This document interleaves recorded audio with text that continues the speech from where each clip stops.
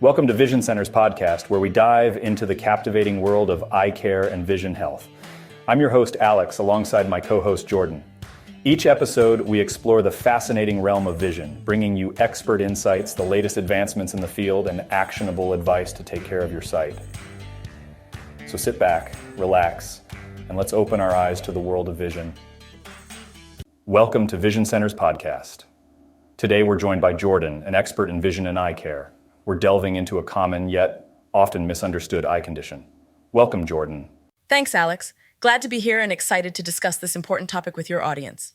Let's dive right in. Can you tell us what esotropia is and why it's something people should be aware of? Absolutely, Alex.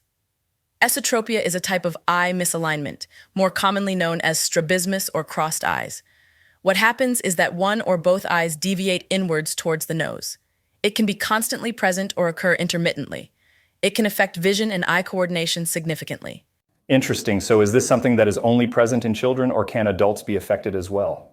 It's actually common in infants under 3, often referred to as infantile esotropia when it occurs in kids. But it can definitely affect adults too.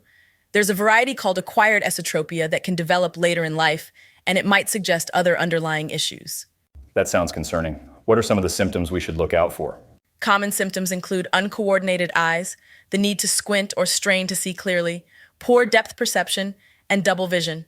For adults, it can make everyday activities challenging, and in kids, it could potentially lead to lazy eye if left untreated. And how does one go about diagnosing this condition? Diagnosis is typically made by an ophthalmologist through a comprehensive eye exam.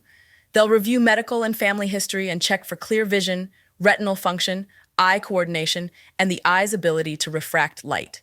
Once diagnosed, what treatments are available for someone with esotropia? Treatment can vary widely depending on factors like whether one or both eyes are affected or if the condition is accommodative. Options include prescription glasses, contacts, vision therapy, Botox injections, and in some cases, surgery.